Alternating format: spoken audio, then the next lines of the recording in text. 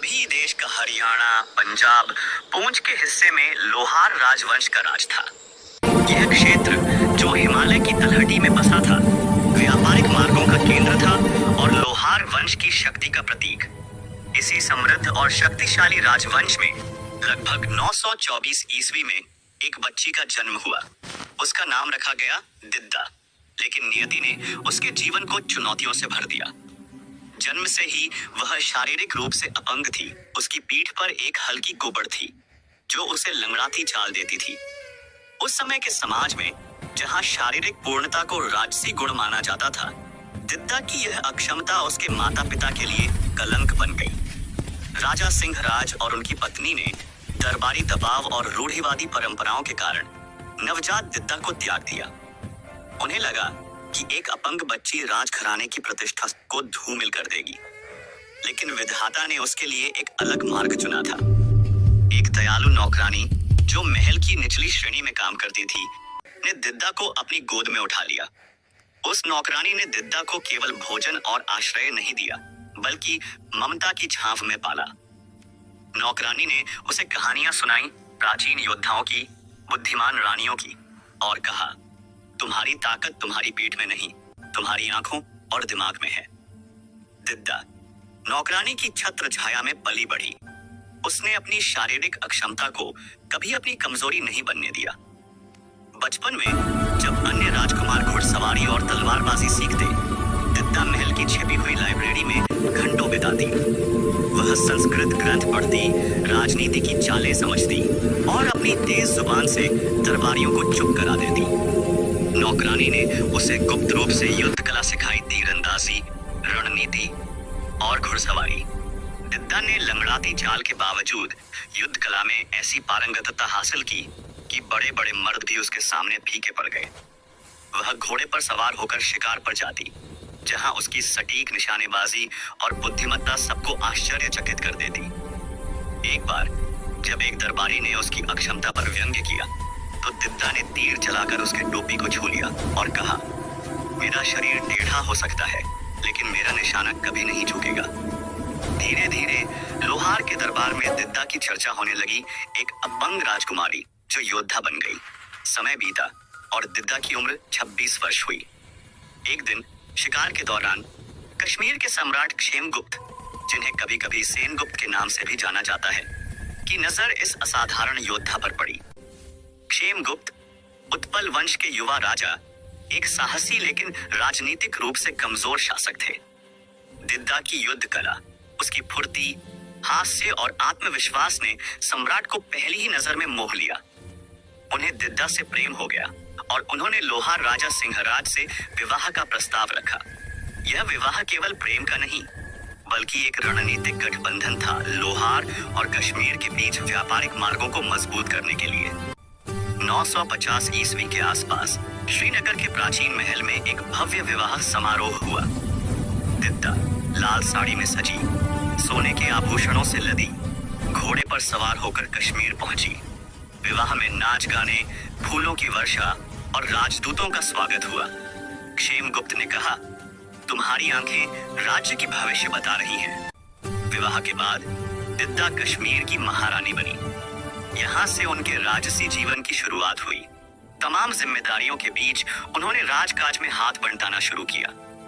सम्राट क्षेमगुप्त, जो अपनी रानी की बुद्धिमत्ता और रणनीतिक कौशल से प्रभावित थे, उनसे हर निर्णय में सलाह लेने लगे। दिद्दा ने साम्राज्य का विस्तार किया, सीमाओं को मजबूत किया, व्यापार को बढ़ावा दिया। उनकी बढ़ती प्रतिष्ठा के सम्मान के तौर पर सम्राट ने पत्नी के नाम का सिक्का जारी किया, जो कश्मीर की अर्थव्यवस्था का प्रतीक बना। सब कुछ अच्छा चल रहा था। कश्मीर में शांति थी, मंदिरों का निर्माण हो रहा था और दिद्दा ने एक पुत्र अभिमन्यु को जन्म दिया। लेकिन समय ने करवट ली। 958 ईस्वी में एक दुर्भाग्यपूर्ण शिकार अभियान के दौरान उनके पति सम्राट क्षेमगुप्त की असामयिक मृत्यु हो गई। यह वह दौर था जब पति की मृत्यु के बाद पत्नी के सती हो जाने की परंपरा प्रचलित थी।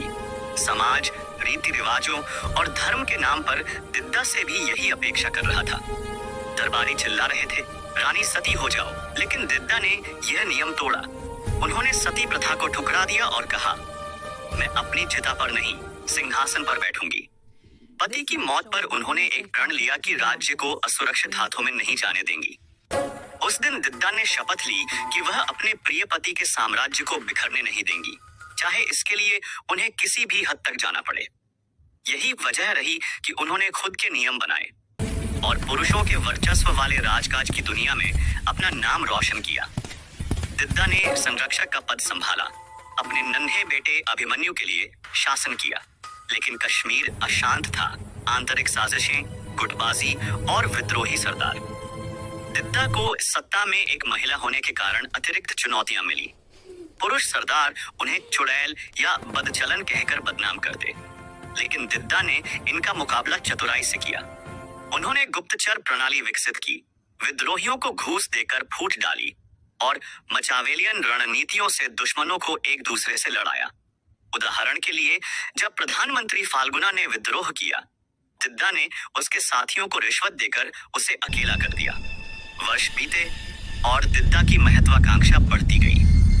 अभिमन्यु की मृत्यु 972 ईस्वी के बाद उन्होंने अपने पोतों नंदगुप्त, सुदोक्ष, सिंहराज, उदयराज और भीमगुप्त के लिए शासन किया, लेकिन उत्तराधिकार की लड़ाई ने सबको निगल लिया।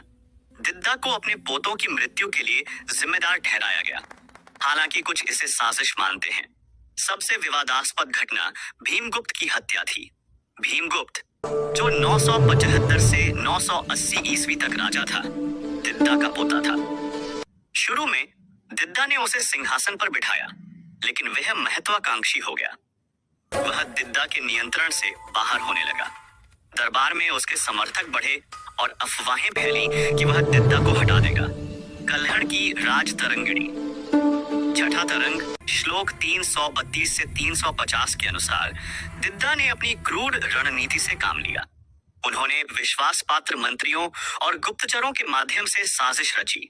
संभवतः जहर का इस्तेमाल किया गया। भीमगुप्त को भोजन में विष मिलाया गया और 980 ईस्वी में उसकी अचानक मृत्यु हो गई, लेकिन यह राजनीतिक हत्या थी। इस घटना ने दिद्दा को लज्जाहीन रानी का खिताब दिलाया, लेकिन उन्होंने उत्पल वंश का अंत कर खुद सिंहासन संभाला। वर्ष बीते और दिद्दा की महत्वाकांक्षा बढ़ती गई। 980 ईस्वी में दिद्दा ने खुद सिंहासन संभाला। कश्मीर उस समय अशांत था। आंतरिक साजिशें, विद्रोही सरदार और बाहरी खतरे। दिद्दा की रणनीतियां मचावेलियन थीं। वे विरोधियों को एक दूसरे के खिलाफ भिड़ाती, हत्याओं का सहारा लेती और सेना को मजबूत करती। लोग उन्हें कश्मीर की चुड़ैल कहते, लेकिन दिद्दा हंसती, चुड़ैल ही सही, लेकिन सिंहासन पर मैं हूँ। उन्होंने मंदिरों का निर्माण कराया, जैसे अवंतीश्वर मंदिर का विस्तार, और अर्थव्यवस्था को समृद्ध किया। फिर आया वह समय जब उत्तर पश्चिम से एक भयानक आक्रमणकारी आया, महमूद गजनवी। 1001 ईस्वी के आसपास गजनवी की विशाल सेना, जिसमें 35,000 घुड़सवार, तीरंदाज और भारी तोपें थीं, कश्मीर की ओर बढ़ चली।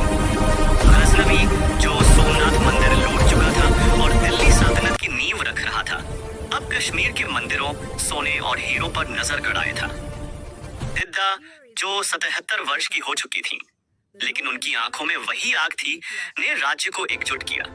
उन्होंने पहाड़ी दर्रों में जासूस तैनात किए, सेना को गुप्त रास्तों से घेराबंदी के लिए तैयार किया।